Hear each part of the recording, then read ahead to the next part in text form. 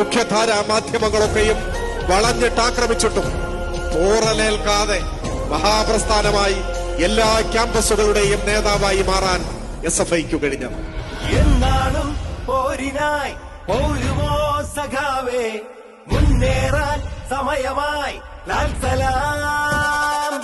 ഇടിമുഴക്കമായി ഇൻകിലാബിന്റെ പടമുണരട്ടെ നെഞ്ചിൽ, ഇടവിടാതൊരേ ലക്ഷ്യമായി നീങ്ങി പൊടിയുയർത്തിടാൻ വാനിൽ. ജീവിതത്തിൽ നിന്ന് രാജിവെച്ചാൽ SFI രാജിവെക്കും.